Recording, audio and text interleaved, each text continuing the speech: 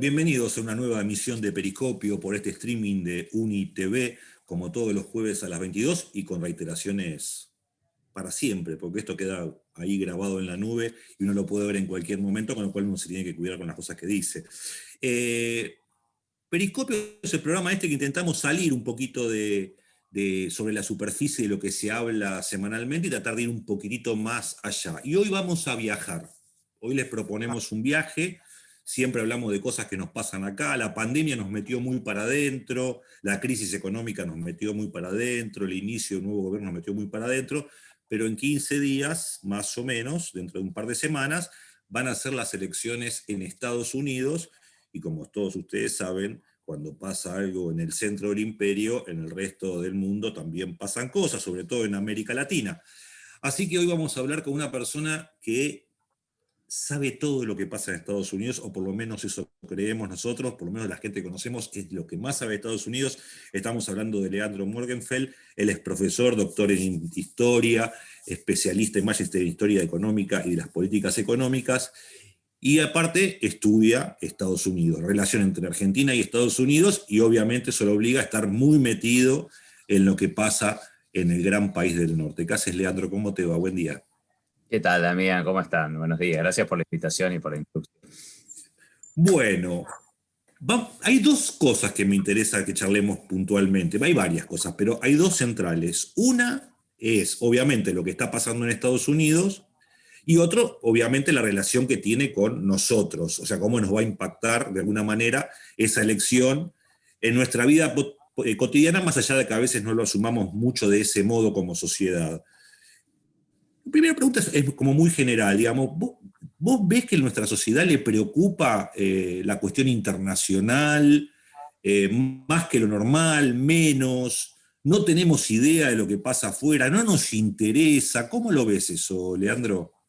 Bueno, lo primero sería, como cualquier país del mundo, digamos, sobre todo en un mundo tan integrado, es fundamental ver lo que pasa en todos lados, ¿no? Yo doy curso de historia argentina en distintos lugares de la UBA y les digo siempre, es imposible entender en cualquier país la historia nacional en abstracción de lo que ocurre en el resto del mundo y en la región, pero más en los países no centrales, periféricos, del tercer mundo, como los querramos llamar, donde buena parte de lo que nos pasa, ¿sí?, está condicionado por lo que pasa en los países centrales. O sea que si en ningún lugar del mundo, en Estados Unidos es una sociedad que se mira muy para adentro, casi ni saben dónde quedan, digamos, el resto de los países, buena parte de la población, no la élite, por supuesto, y eso es un gran problema, un gran defecto, pero bueno, ellos son el centro del imperio, ¿no? Entonces ellos son los que definen. Pero nosotros no nos podemos dar ese lujo, digamos, o esa aberración, digamos, nosotros tenemos que mirar, por supuesto, qué pasa en la Argentina, pero qué pasa en la región y qué pasa en el mundo, mucho más de lo que lo hacemos, aunque creo que la sociedad argentina tiene, digamos, una mirada global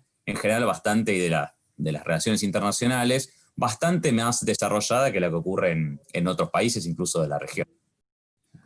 La elección dentro de 15 días está cerrada, no se sabe quién va a ganar, quién va a perder y qué Sí, va a está pasar. abierta, diría, más que cerrada, está abierta. Faltan Está, 12 días para las está, elecciones. cerrado, Sí. está cerrado el resultado, digo, entre las dos Exacto, fuerzas. sí, sí, está muy apretado. Esto es importante decirlo porque muchos medios dicen, bueno, ya está resuelto, hoy Biden está 8 puntos y medio arriba en las generales que Trump, pero eso es una mirada superficial y errónea. A esta misma altura, hace 4 años todos decían que ganaba Hillary Clinton y ganó Trump. Estados Unidos tiene un sistema muy anacrónico, un sistema electoral que nos lo muestran como el mejor del mundo, y creo que tiene el peor sistema electoral del mundo, de la democracia, puedo decirlo. Vean un documental de Netflix que se llama El Poder del Voto, estrenado este mes. Son pequeños episodios de 25 minutos que muestran cómo hace 200 años hay infinidad de mecanismos de torsión de la voluntad popular en Estados Unidos. Al que Trump llegó a la presidencia hace 4 años sacando 3 millones de votos menos que Hillary Clinton. Sacó 63 millones de votos, Hillary Clinton 66, y 94 millones de personas no votaron. O sea, voto voluntario, se vota un día de semana, la elección hay que inscribirse para votar. Nosotros estamos acostumbrados a que estamos en el padrón electoral, hay miles de escuelas, cada uno sabe dónde tiene que ir a votar. Se votó casi entre el 80 y el 90% de la población hace el año pasado en la Argentina en las elecciones presidenciales. En Estados Unidos no vota más del 60%. Va a definir cuánta gente vaya a votar y hay muchos mecanismos de supresión del voto. Y además no eligen al presidente, eligen un colegio electoral donde están sobre representados los estados pequeños, rurales, que es donde los conservadores tienen mayoría. Esto por decir algunas cosas de un sistema electoral que, me atrevo a decir, es el peor de las democracias del mundo, y donde además, digo yo, es más una plutocracia, un gobierno de los ricos, que una democracia. ¿Por qué? Hace 4 años se gastó la cifra estratosférica de $7.000 millones en las campañas electorales del 2016. Este año la proyección es que se gaste $11.000 millones, un 50% más, donde los lobbies ahí tienen derecho a aportar todo lo que quieran en las campañas. Esto lo desreguló el gobierno de Bush, ¿sí? Y esto hace que los fabricantes de armas, las farmacéuticas, las empresas de combustibles fósiles tengan una capacidad después de limitar a los congresistas, a los senadores y al presidente, el Poder Ejecutivo, con lo cual la voluntad popular está muy distorsionada. Pero ¿qué es lo que puede pasar este 3 de noviembre? Es que termine la elección y no tengamos un ganador, un presidente electo, ¿sí? Sino que los dos digan, Trump y Biden, yo gané. ¿Por qué? Claro. Porque la diferencia en los estados que definen es de apenas 4%, y en muchos de esos está dentro del margen de error, y además hay un voto vergonzante a favor de Trump.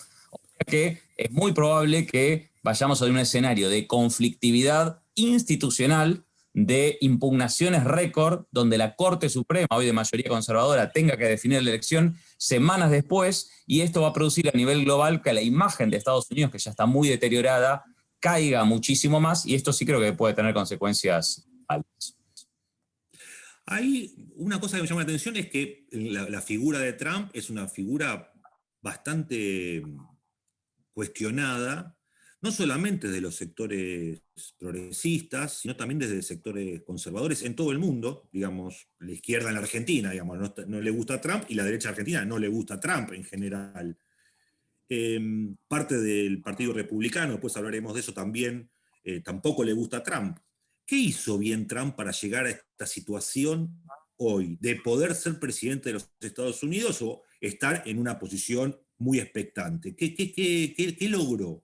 Bueno, creo que logró, para explicar, por supuesto es un proceso complejo. En el año 2016 había 16 candidatos del Partido Republicano, nadie decía Trump, digo, está haciendo esto como una cuestión de marketing, es decir, para potenciar su marca, ya había amenazado varias veces con ser candidato a presidente, está haciendo ahora como el rapero Kanye West, viste, que candidato a presidente, pero por la galería, para digamos, disco, o sea, bueno, se decía esto y Trump fue volteando a todos los candidatos republicanos, y después dio la gran sorpresa electoral para muchos el 8 de noviembre del año pasado. Efectivamente, es una figura que supo canalizar el descontento de buena parte de los sectores populares de la clase trabajadora en Estados Unidos.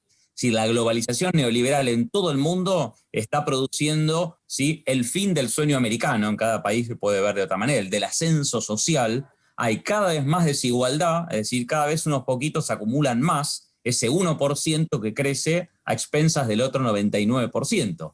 Ese fin del sueño americano, el fin del estado de bienestar, ¿sí?, en vez de enojarse mucha parte de esos trabajadores contra esa élite que fue la causante, en la cual Trump es parte de esa élite, Trump supo canalizarlo por derecha, es decir, dijo, el problema es Washington, el problema es Wall Street, del cual obviamente Trump, como un multimillonario de Nueva York, ¿sí?, es parte de esa élite, pero Trump supo mostrarse como un outsider, como otros líderes de ultraderecha en Europa, como Jair Bolsonaro, por ejemplo, ¿sí?, mostrarse como un outsider que viene a enfrentar a esa casta política. Si en vez de que los trabajadores, a través de los sindicatos, se organicen, digamos, contra los causantes de esas políticas neoliberales, Trump abraza el credo neoliberal, pero discursivamente logra canalizar ese conflicto y que esos trabajadores digan, es parte de la élite de Washington y es parte de los inmigrantes latinoamericanos que nos vienen a robar nuestro trabajo, ¿sí?, que vienen a romper el sueño americano. Eso es una parte de la explicación, y la otra, que él, si bien siempre coqueteó con el Partido Demócrata, era un tipo que estaba a favor del aborto, que estaba a favor de posiciones más progresistas desde el punto de vista social, dijo, bueno, ¿cómo tengo que hacer para ganar? Sí, Roger Stone, que era su gran barba, hoy preso, digamos, en Estados Unidos, pero uno de los artífices de su triunfo, dijo, vos tenés que estar en contra del aborto porque los sectores muy conservadores desde el punto de vista religioso en Estados Unidos no van a votar nunca a alguien que esté a favor del aborto. Ok, paso a estar en contra del aborto y paso a ser un militante pro vida, ¿no? La jueza que nominar, Amy Barrett, dijo, voy a voltear el fallo de la Corte Suprema de los años 70, que es el que habilitó el aborto legal a nivel federal en Estados Unidos.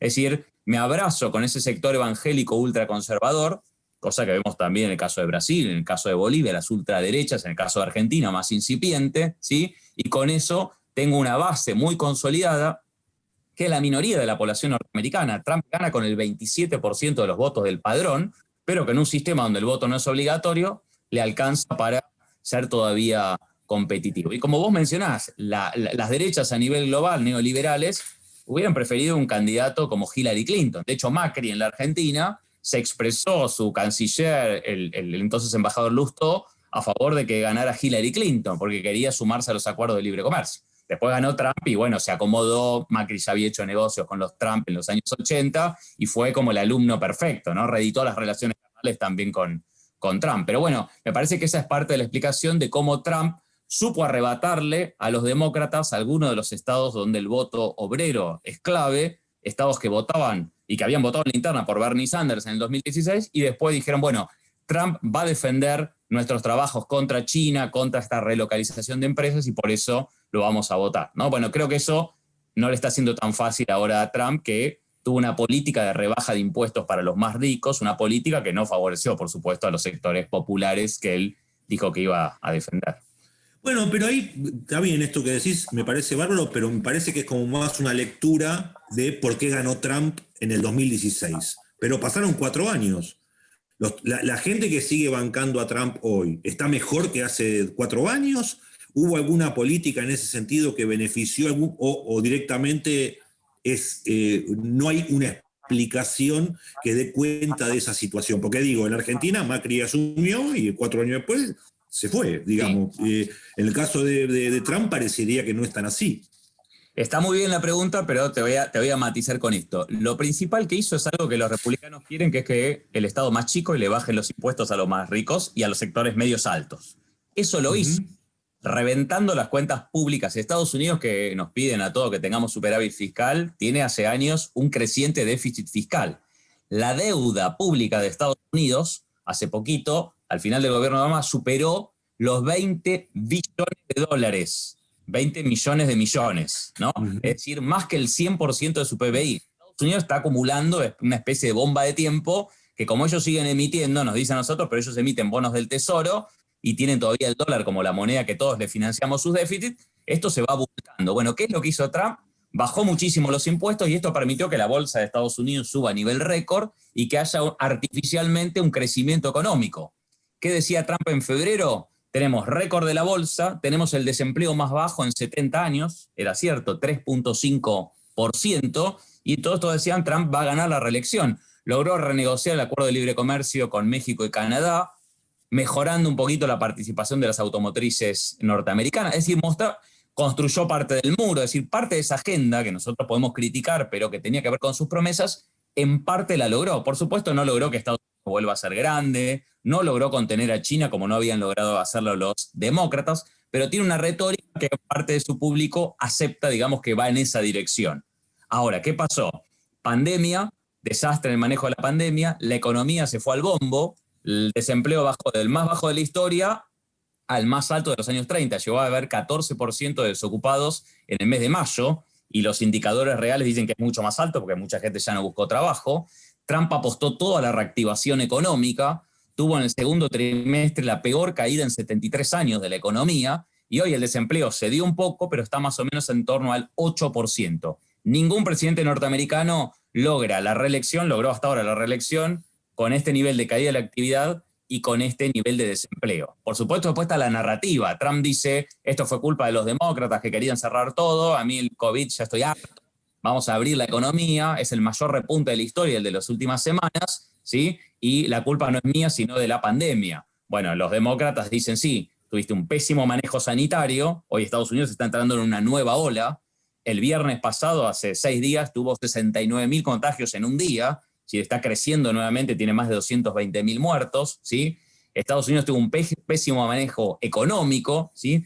No intentó liderar con el resto de los países más desarrollados una respuesta global económica a la pandemia, y Trump es el primer presidente que termina su presidencia con menos empleo que tenía al inicio de la presidencia. Bueno, esto es parte de dos narrativas que se van a dar de cara a las elecciones. Biden está tratando de ganar esos trabajadores de los estados del cinturón del óxido desencantados con demócratas votaron por Trump en el 2016, hoy las encuestas están demostrando que en Michigan, en Pensilvania, en algunos estados, en Iowa está peleado, en algunos de esos estados, sí, en Wisconsin, ahí sí está repuntando, pueden volver a ganar los demócratas, que son estados tradicionalmente industriales, con fuerte peso de los sindicatos, y que en general votaban a candidatos demócratas. O sea, Trump venía bien para su reelección, la pandemia lo fulminó, y la diferencia que te preguntaba antes con respecto a Macri es que tiene la máquina de imprimir dólares, digamos, y eso de alguna manera lo resuelve, a modo de sintetizar. Ahora... Sí, y cosa que hizo la Reserva Federal, inyectó, ¿sí?, al inicio de la pandemia más de $2 billones. Es decir, en los 10 países más desarrollados, en 5 meses se inyectó liquidez más que todo en la crisis del 2008-2009 en 2 años. Es decir, viste que acá nos critican mucho en Argentina, bueno, ¿por qué esto de darle a la maquinita, de tratar de aplicar políticas de sobreliquidez para reactivar la economía? Bueno, Estados Unidos no se derrumbó mucho más desde el punto de vista económico porque le dio a la maquinita, pero 10 veces más que nosotros. De hecho, Trump le mandó cheques a todo el mundo, o sea, como el IFE de acá, pero multiplicado varias veces, diciendo Trump te está mandando este cheque, ¿no? Lo mismo que hizo Bolsonaro, es decir, peronismo, digamos, para decirlo brutalmente, que no es algo del peronismo, lo hizo Keynes en la crisis de los años 30. Por supuesto, en años electorales, Trump dijo al diablo con la ortodoxia económica, vamos a la maquinita de imprimir, y lo que tenemos que hacer es que no vayamos a una depresión económica como la de los años 30, que es lo que puede llegar a ocurrir, ¿no? Ahí vamos a cambiar un poquito de tema, seguimos en Estados Unidos, después vamos a ir a nuestra relación con América Latina, que obviamente nos preocupa y mucho, por supuesto, porque tiene que ver con nuestro futuro, pero uno está acostumbrado desde la Argentina a que la disputa en el poder aparece una serie de actores, los partidos políticos, las empresas, sectores concentrados, pero también los sindicatos, pero también las organizaciones sociales, las ONGs, y uno piensa desde la Argentina que en todos los países es más o menos parecido. ¿Cómo es en Estados Unidos? ¿Quiénes son los que de algún modo cabildean? Uno cuando ve las series en Netflix siempre son los CEOs, los empresarios. Es muy raro que aparezca un sindicalista, ni hablar de un piquetero, ¿no? Porque no sé si hay o no hay. No hay una organización de homeless. Digamos. ¿Cuáles son los actores? ¿Cómo está configurado eso en cuanto a la configuración de las políticas que puedan llevar adelante los partidos demócrata y republicano? Bien, a ver, eso es buenísima la pregunta. En el documental este que te digo de Netflix del poder del voto, sí, está mostrado cómo está todo el sistema armado para que gobierne esa élite que yo llamo el gobierno permanente de Estados Unidos. El complejo militar industrial, las grandes corporaciones, ahora sumadas las corporaciones tecnológicas, ¿sí? El lobby petrolero, ¿sí? Las fuerzas de seguridad, las fuerzas armadas, es decir, hay una casta, digamos, que es la que gobierna más allá de que haya un demócrata o un republicano al frente de la Casa Blanca. De hecho, construyeron un sistema bipartidista que no le deja ningún lugar prácticamente a terceros candidatos. Hace 15 años, de 100 senadores, todos eran de alguno de estos dos partidos, salvo Bernie Sanders, que es un tipo que en soledad era independiente y que tuvo que meterse adentro del Partido Demócrata para dar la pelea porque si no, no tenía ninguna chance.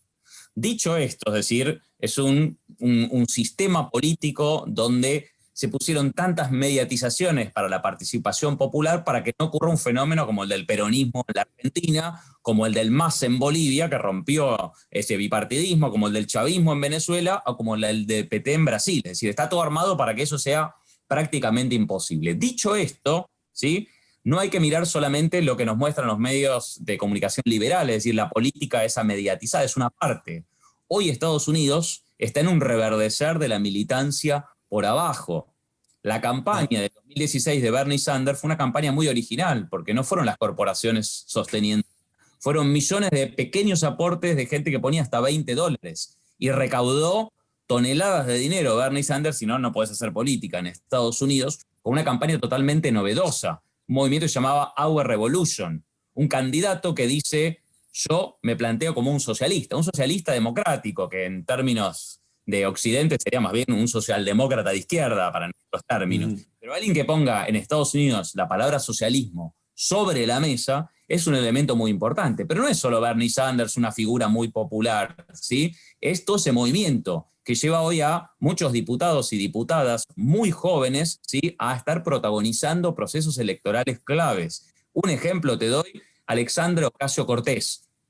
Fue electa hace 2 años como diputada por Nueva York, ¿sí? Le ganó en una circunscripción a un viejo, a un peso pesado del establishment demócrata. Es la diputada hija de puertorriqueños más joven de la historia de Estados Unidos y hoy es una de las 5 o 10 figuras más relevantes de Estados Unidos. Es como nuestra Ofelia Fernández, viste que Ujú.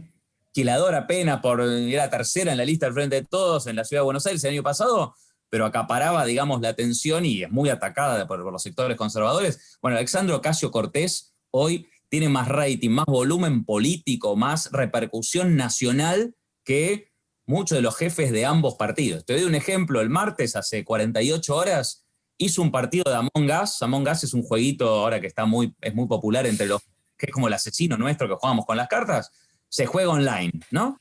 Hizo eso para promover el voto. Se puso a jugar con 10 personas más, una de ellas parte de estas diputadas de origen islámico, de este sector de la izquierda democrática del Partido Demócrata, y la siguieron millones de personas. Tuvo 2 horas, lo van transmitiendo en vivo por Switch, por una de las plataformas, digamos, de transmisión ahora tan populares, y con eso logra que millones de jóvenes que tradicionalmente no participaban en la política se vuelquen en la política, pero no solo para votar a los candidatos de la izquierda del Partido Demócrata, para protagonizar luchas sociales. Claro. Cuando el 25 de mayo se produjo el brutal asesinato de George Floyd por parte de la policía, se desató una ola de protestas que sigue hasta el día de hoy, van casi 5 meses, ¿sí?, que solo la podemos comparar con las luchas por los derechos civiles, contra la participación de Estados Unidos en la guerra de Vietnam, ¿sí?, en los años 60. Hay un reverdecer de la lucha social donde hay sindicatos, donde hay mujeres. La marcha de mujeres que se produjo el día que asumió Trump hace casi 4 años fue impresionante,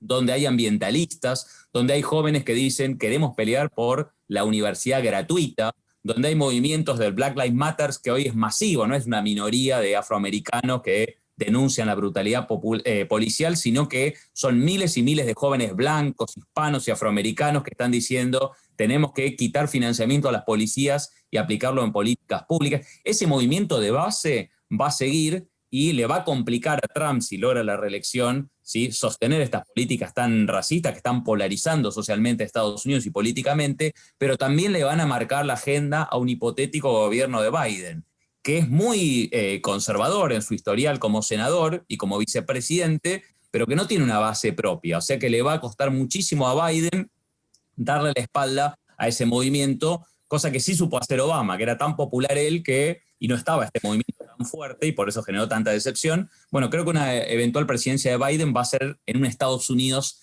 muchísimo más movilizado por abajo, y esto es un elemento que tenemos que tener en cuenta desde América Latina, que en general decimos, bueno, Estados Unidos es esto, pero no, eso es el gobierno de Estados Unidos. La solidaridad entre los partidos políticos, los movimientos sociales, los movimientos estudiantiles, los movimientos ambientales, que hay que construir, como se hizo cuando fue el No al Alca en la Argentina, recordarás, hace 15 años, Justo. el Foro Social Mundial, participaban infinidad de organizaciones norteamericanas. Es decir, en general no lo vemos, pero hay una actividad. El Partido Socialista Democrático tenía 10.000 integrantes hace 4 años y ahora tiene 70.000 afiliados y activistas. Es decir, hay un reverdecer de la izquierda en Estados Unidos, de los movimientos populares, incluso de los sindicatos, ¿sí? Muy interesante. Así que me parece que hay que ir viendo un Estados Unidos más complejo y más interesante para América Latina. De hecho, lo último, entre los jóvenes, ¿sí?, un enorme porcentaje, en las encuestas esto lo indican, un enorme porcentaje ve muy simpática, ¿sí?, el término socialismo, cosa que entre los mayores o hace algunos años era como el cuco, ¿no? Los rusos, así los rusos, como vos decís, la serie, las películas norteamericanas, eran los malos. Bueno, Claro. el socialismo está de nuevo en el debate en Estados Unidos. Es decir, políticos que se declaran a sí mismos como socialistas, ¿sí?, que no solo son Bernie Sanders y Alexandria Ocasio-Cortez, hoy son candidatos que van a ganar bancas en las próximas elecciones del 3 de noviembre, luchando contra el propio establishment del Partido Demócrata. O sea, es un elemento ahí mucho más complejo e interesante de la política norteamericana. Sí, desde Argentina en general hay un montón de estas cosas que vos comentás que no las visualizamos. Vemos Estados Unidos como una masa. Por ahí los mexicanos tienen un poco más de idea, puede estar más cerca, están como más informados de lo que pasa. En el caso nuestro, no seguimos tan de cerca todas estas cuestiones. Ahora sí, vamos a lo nuestro. A- a- y a mí que me toca en todo esto. ¿Cómo ves, Leandro, las diferencias con respecto a la región en general, en principio, y a Argentina en particular, con respecto a un posible triunfo de Trump o de Biden dentro de este contexto en el cual vos estás marcando? Ahí voy a esa pregunta que es clave, pero déjame que te diga una cosita más de la sociedad norteamericana. Sí. ¿Cómo aparece esto tan importante, tan estimulante por abajo en Estados Unidos?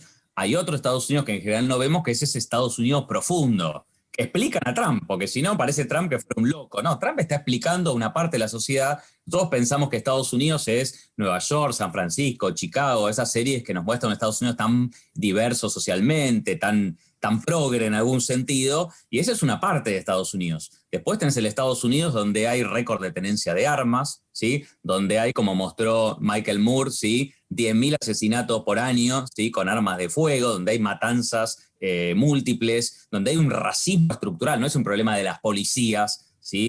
Que tienen sindicatos muy poderosos y que matan afroamericanos e hispanos todo el tiempo y con total impunidad. Es un problema estructural de la sociedad. Hay milicias armadas, los supremacistas. En el primer debate del 29 de septiembre, el conductor, que era del canal Fox, además le dijo, usted va a, digamos, a criticar a un grupo, no importa, uno de los grupos de supremacistas blancos, y Trump se negó a condenarlos, y esto le valió muchísimas críticas, incluso de sectores republicanos muy fuertes. Es decir, si uno ve las imágenes, hay milicias, gente que va armada hasta los dientes, y que eso es legal en Estados Unidos, y que, por ejemplo, hace pocos días, una jueza encarceló a integrantes de una de estas milicias porque querían secuestrar a la gobernadora del estado de Michigan. O sea, no es una cosa seria, ese otro Estados Unidos tan retrógrado del interior profundo, ¿no? Que es la base del apoyo trumpista, que piensa como Trump que todo lo que viene de América Latina son violadores, son asesinos, ¿sí? Que hay que cerrar Estados Unidos. Todo eso también existe. Entonces,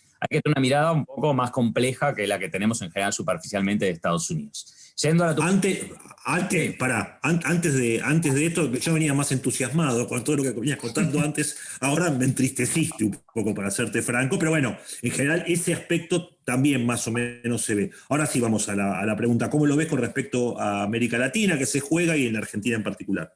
Bueno, hay una pregunta de todo el tiempo me hace que es, bueno, ¿qué nos conviene a nosotros, Biden o Trump? Lo que vamos a decir es... Depende para qué. Claro, depende para qué, ¿no? Lo primero que hay que decir es lo siguiente. Estados Unidos tiene objetivos e intereses estratégicos, y este gobierno permanente los va a sostener esté Trump o esté Biden. Si hubiera estado Bernie Sanders es otra cosa. Es el único que criticó fuertemente el apoyo de Estados Unidos a las dictaduras en el Cono Sur en los años 70, por poner un ejemplo. ¿Sí? El establishment de ambos partidos sostiene la política estratégica de Estados Unidos hacia América Latina, que es la que se planteó en 1823, que es la doctrina Monroe. América para los americanos. No están en América para todo el continente americano, porque para ellos la palabra Americans quiere decir estadounidense, americano. O sea, este es nuestro continente, definieron hace casi 200 años, y nosotros nos vamos a permitir dos cosas: que nos jorobe ninguna potencia extracontinental. En el siglo XIX era Gran Bretaña, después fue la Unión Soviética, ahora es China. No vamos a aceptar que China y Rusia ahora se nos metan en nuestro patio trasero, así como nos visualizan y nos nombran a nosotros. Somos el backyard, patio trasero, y la proyección global como potencia de Estados Unidos necesita sostener a América Latina como su área de influencia exclusiva. Por eso, contra lo que dicen muchos analistas liberales, a América Latina no le importa a Estados Unidos, o sea, no, es fundamental para Estados Unidos, a su proyección global, conservar la hegemonía, ¿sí?, en América Latina. Por eso tiene una red de decenas de bases militares en la región y no la van a soltar tan fácil. Por eso van a pelear a todo tipo de recursos, incluidos los militares, los golpes de Estado, etcétera, ¿sí?, como tenemos algunos tristes ejemplos recientes. Segundo objetivo: divide y reinarás. Impedir que el viejo proyecto de Bolívar de todos los países, hoy 33 países de América Latina y el Caribe, coordinen sus políticas, su inserción internacional, y avancen organismos como el Mercosur ampliado, como la UNASUR, como la CELAC, como el Bloque del ALBA en su momento. Es decir, horadar, dificultar cualquier proyecto contrahegemónico de integración regional.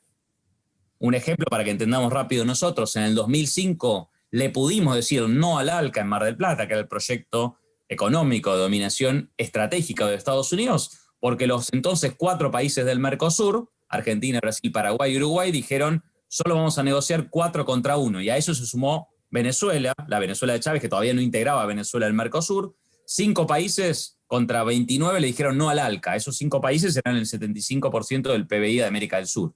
Claro. E históricamente, si nosotros nos juntamos, podemos negociar con Estados Unidos, pero también con Europa, con China, con Rusia, con todos, con una posición mucho más fuerte que si discutimos en forma bilateral cada país. Entonces, ¿qué es lo que hace Estados Unidos? Como mostró ahora con la CELAC, a través de gobiernos aliados de derecha, tratan de boicotear, de que estalle cualquier proyecto de coordinación política a nivel regional.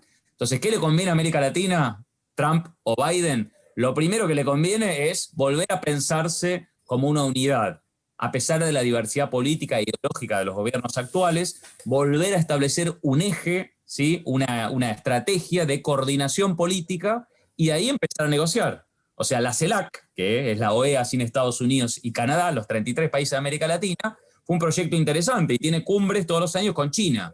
Bueno, si los 33 países establecen políticas conjuntas y negocian con Estados Unidos, con China, con Europa, tienen un poder, ¿sí? de más de 600 millones de habitantes, de un mercado muy importante, de materias primas muy importantes, que si cada país discute de forma bilateral, que tenemos todas las de perder. ¿Cuáles serían las diferencias y por qué creo que no es lo mismo, a pesar de lo que acabo de decir, que gane Trump o que gane Biden?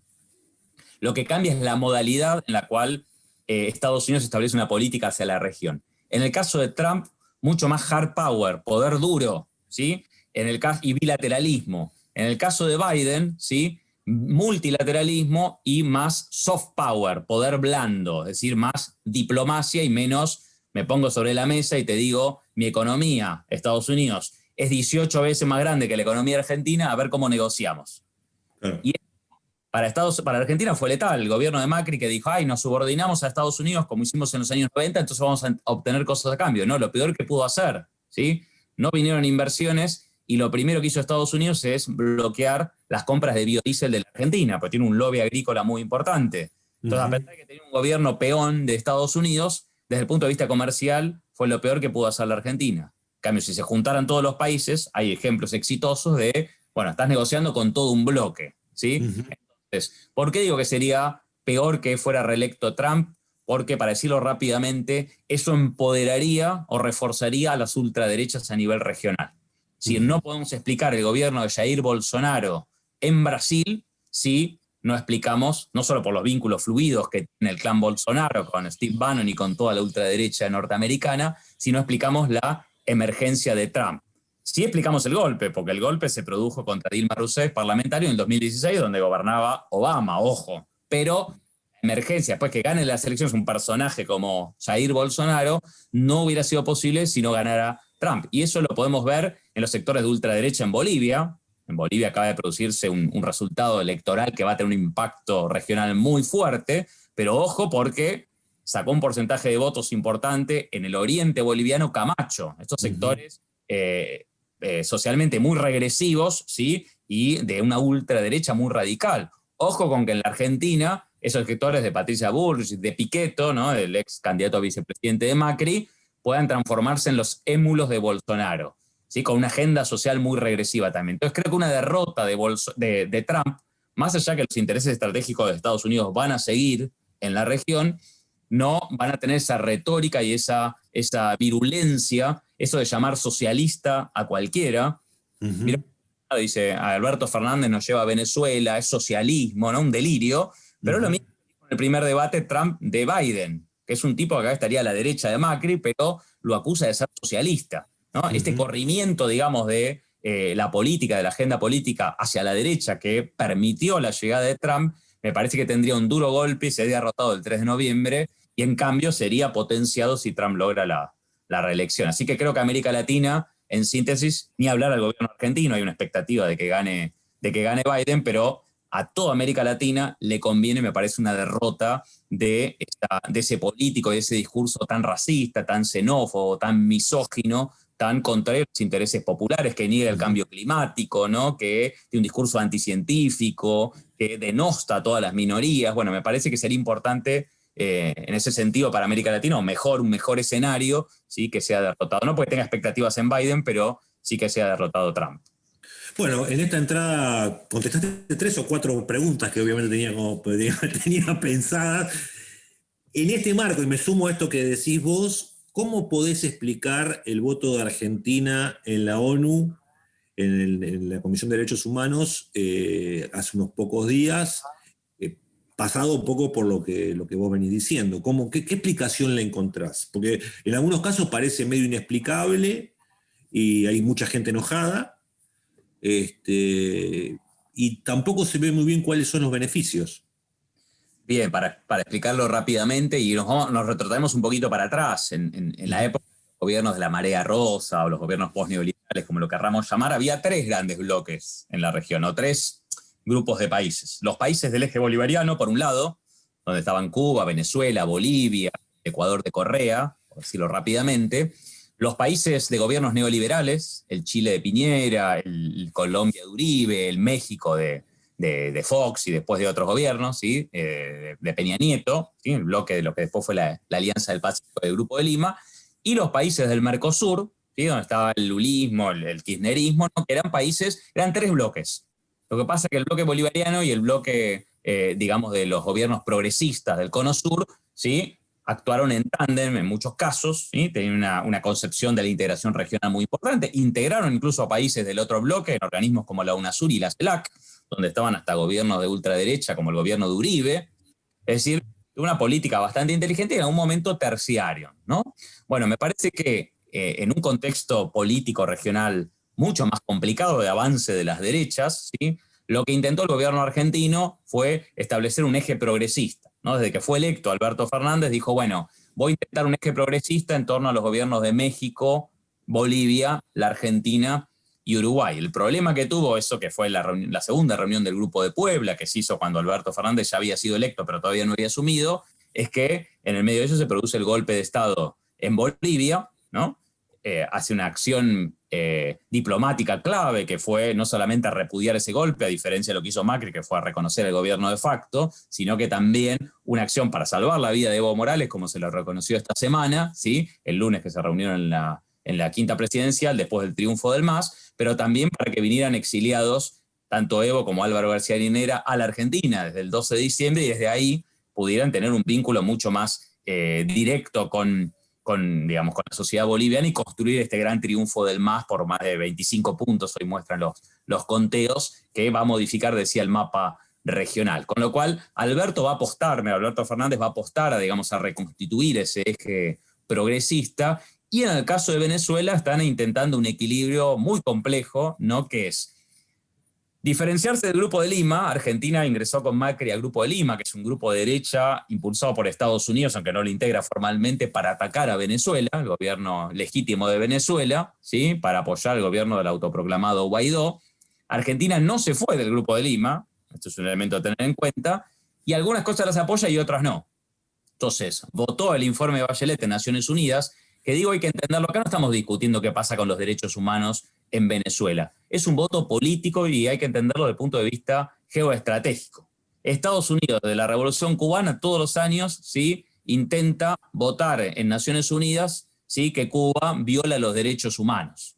Uh-huh. Y Argentina no participó de esa jugada del Departamento de Estado hasta los años 90, que como producto de las relaciones carnales empezó a votar con Estados Unidos. Bueno, esto hay que entenderlo en ese mismo sentido, más allá de las consideraciones que cada uno tenga sobre el gobierno que encabeza Nicolás Maduro. Entonces, creo, contestando a tu pregunta, que fue muy preocupante la posición de Argentina, del gobierno argentino, de la Cancillería argentina, provocó, digamos, el Frente de Todos es muy diverso, incluso la crítica muy pública, muy fuerte de Alicia Castro, ex embajadora en Venezuela, y la embajadora designada en Rusia, aunque todavía no fue ratificada por el Congreso, su renuncia a ese cargo por las diferencias con Felipe Solá, ¿no?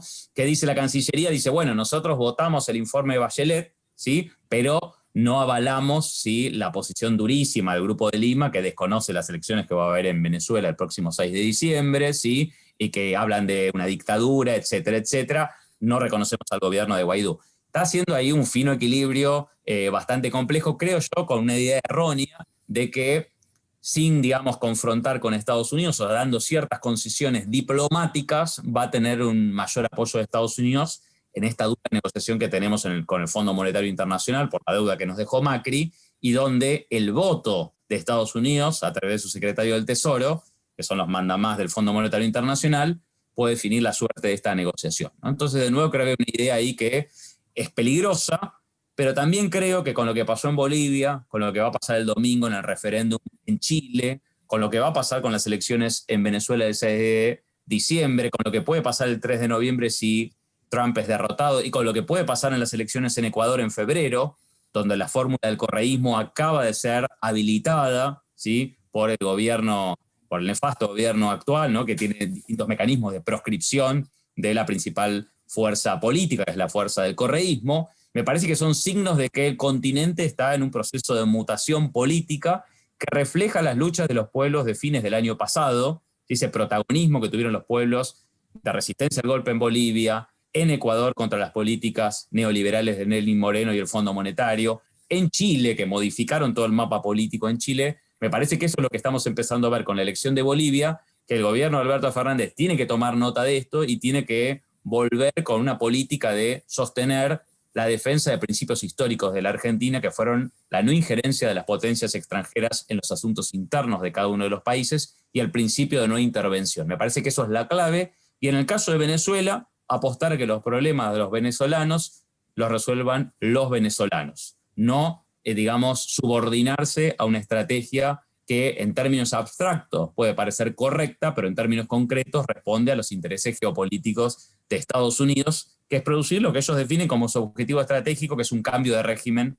como ellos llaman, en Venezuela. Me parece que hay que apostar para evitar esa situación, para evitar cualquier conflicto armado en una región que fue definida como una región de paz por la CELAC, y en ese sentido me parece que hay que impulsar las políticas que garanticen la plena soberanía de cada uno de los países, incluyendo a Venezuela. Obviamente va cambiando el aire, haces una lista de sucesos que vienen pasando en el último tiempo en América Latina. ¿Vos tenés alguna preocupación por alguna consecuencia de este voto de Naciones Unidas por parte de Argentina? ¿Te preocupa de alguna manera? Bueno, sí, por supuesto que me preocupa. Creo que, bueno, como ocurre en cualquier gobierno, además en un gobierno que es una coalición, ¿sí?, hay distintas líneas en materia económica, ¿sí? Hay quienes creemos que en materia económica se podría haber negociado con los acreedores externos de otra manera, que el tema de la deuda requería una auditoría, que requería una posición más fuerte. Bueno, en cada uno de los temas que tendría que haber políticas, digamos, contracíclicas de apoyo del Estado a las clases populares mucho más fuerte de la que hay, pero bueno, sabemos que hay una resistencia enorme, un proyecto de impuesto a la riqueza que es transitorio y muy menor. Hay un enfrentamiento con el gobierno, como casi, esto que decíamos, casi fuera una medida socializante, ¿no? Un delirio absoluto. Bueno, es cosa que se está haciendo en casi todos los países en el contexto de la crisis actual. En el caso de la política exterior, creo que hay también tensiones y hay posiciones, como este caso de Venezuela holográfica, distintas, ¿no? Digo, no es la misma la posición que tuvo el kirchnerismo que la que tuvo Massa en el vínculo con Estados Unidos, con la integración regional, con Venezuela. Esto es de público conocimiento. Entonces me parece que sí, que esta posición aumentó las tensiones. No sé si puede provocar un cambio en la conducción de la Cancillería. Por supuesto, esto depende de muchísimas cosas, no lo sé, pero expresa públicamente esas tensiones y bueno, me parece que, digo, no es un secreto eso, que hay posiciones distintas sobre cómo. Mi posición es que lo que hay que apostar, ¿sí?, es con todos los países que no se subordinan a la estrategia imperial de Estados Unidos, construir en la diversidad una opción que potencie la inserción internacional autónoma en un mundo cada vez más multipolar, ¿sí? Macri leyó el mundo como si fuera el mundo de los años 90, de la inmediata posguerra fría, donde Estados Unidos y Europa, ¿sí?, subordinada, y Japón establecían las reglas del mundo. Ese mundo no existe más o está en proceso de transición. Y si no entendemos esto, ¿sí?, no podemos tener una coordinación política regional mucho más autónoma, mucho más diversificada, que no implique, ojo, subordinarnos a otra potencia, pero que sí implique diversificar nuestros vínculos exteriores. Me parece, como dijeron algunos críticos de esa decisión de la Cancillería argentina, la idea errónea de que si nos subordinamos a Estados Unidos, hacemos concesiones diplomáticas, vamos a tener el favor de Estados Unidos, más bien es lo contrario. Cuanto vos más débil estás, ¿sí?, más te ponen la bota sobre la cabeza. Cuando vos te mostrás con una mayor capacidad de juntar votos a nivel regional, mejor. Ojo, no es fácil, Argentina lo intentó en el BID, intentó, digamos, nadie se anima a enfrentarse a Estados Unidos, que modificó una tradición histórica, que el Banco Interamericano de Desarrollo esté conducido por un latinoamericano.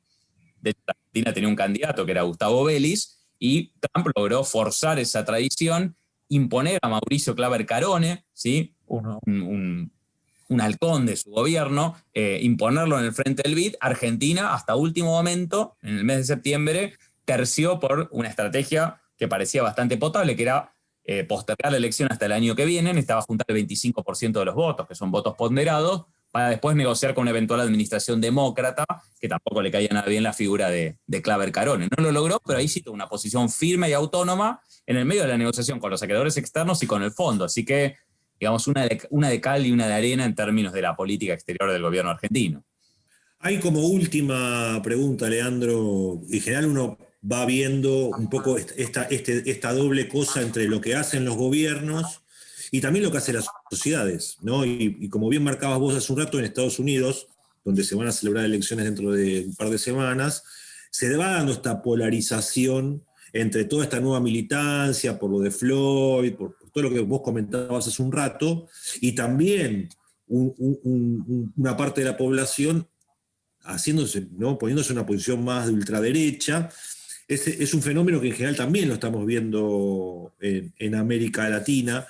Esto, digo, ¿vos pensás que esa polarización se va a ir profundizando o pensás que en algún momento se puede encauzar de alguna manera o es inevitable esa confrontación que en algún momento alguien llamó grieta, por decirlo de algún modo? Sí, a ver, sí, está buenísima la pregunta, no es algo nuevo, van cambiando las modalidades, hoy le llamamos grieta, en otro momento se llamaba lucha de clases, si querés, pero a ver, el capitalismo está en un proceso de aceleración de todas sus contradicciones, donde tenemos una desigualdad social cada vez mayor. Durante todo el periodo de la segunda posguerra, ¿sí? Esa desigualdad en parte en la época de los estados de bienestar se vio atemperada porque del otro lado estaban los países del bloque socialista. Entonces ahí había que repartir un poco mejor la cosa. Desaparecido este fantasma del mundo socialista, ¿sí? En los países capitalistas se acentuó cada vez más esa desigualdad social, ¿sí? Hay cada vez más millones y millones de personas que no tienen ningún acceso a los desarrollos tecnológicos, las posibilidades de consumo, pero que todo el mundo, todo el tiempo estamos viéndolas como aspiración. Decíamos antes que la posibilidad del ascenso social está cada vez más cerrada en todos los países. Eso genera angustia, tensiones sociales, violencia y polarización social. El extremo centro, como alguna vez se lo llamó a este consenso bipartidista en Estados Unidos, se hizo añicos. Una politóloga norteamericana, Nancy Fraser, ¿sí? Dijo en enero del 2017, cuando asumió Trump, terminó, esto es el fin, el triunfo de Trump, la derrota de Hillary Clinton, de la globalización neoliberal progresista, del neoliberalismo progresista. Esto parece un oxímoron, neoliberalismo progresista, sí, neoliberales en lo económico, el Partido Demócrata, pero con un barniz progresista de políticas hacia las minorías, un discurso, digamos, más bonito hacia los inmigrantes, etc. Bueno, ese extremo centro, digamos, se hizo añicos. Además, estamos frente a un proceso de ecocidio a nivel mundial. No hablamos de esto, pero es fundamental, es decir, la destrucción de los bienes comunes de la tierra, el proceso del capitalismo buscando ganancias, cada vez más explotación, más desigualdad social, pero a su vez la destrucción de nuestro medio ambiente. Bueno, esto si no se frena, ¿sí? Si no se revierte el proceso, aquel viejo paradigma de socialismo o barbarie, nos estamos acercando a la barbarie como un tren que va a 200 kilómetros por hora, sin freno. Si eso no lo modificamos, ¿sí? Es muy probable que la polarización social y política no disminuya, sino aumente. Pero uno podría decir, bueno, la idea de que con reformas cosméticas, ¿no? Podemos solucionar la cuestión poniendo curita cuando lo que hay es un cáncer avanzado, por poner una figura sanitaria o de salud, está demostrada que es falsa. Entonces esto hace que los proyectos en pugna se radicalicen más. La idea de que con cuestiones cosméticas, ¿sí? Los progresismos pueden enfrentar esta oleada de ultraderecha me parece que también demostró sus límites. A nivel global, ¿sí? El fracaso de las terceras vías, de los partidos socialistas o comunistas europeos, que poco tenían de socialistas y comunistas, ¿sí?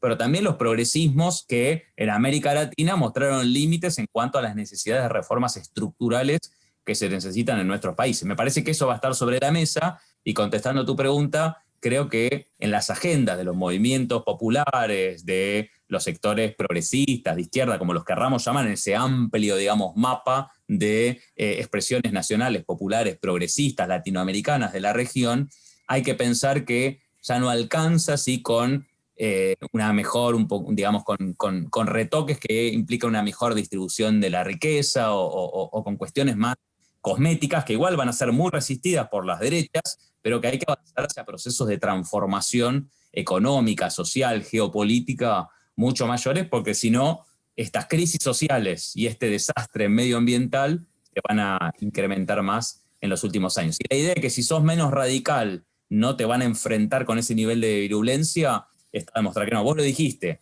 si algo aprendió la derecha y las ultraderechas en la Argentina y en América Latina es que no nos pueden regalar más la calle a nosotros, ¿no? La disputa ahora, esto lo vemos hace años en Venezuela, lo vemos en Brasil en los últimos 6 o 7 años y lo vemos en Argentina. Ya saben que nos tienen que salir a disputar las calles. Entonces, es una cuestión a tener en cuenta, no le podemos regalar la calle, no le podemos regalar la iniciativa política a los sectores que así sea un impuesto a la riqueza por única vez, así sea investigar a una empresa como Vicentín, que hizo un desfalco al Estado, ¿sí? Absolutamente comprobable, ¿sí? Van a salir con todo para resistirlo. Entonces, si retrocedes o si avanzás con cautela, imaginando ahí que no te van a decir nada y se van a quedar tranquilos, me parece que ahí vas al fracaso.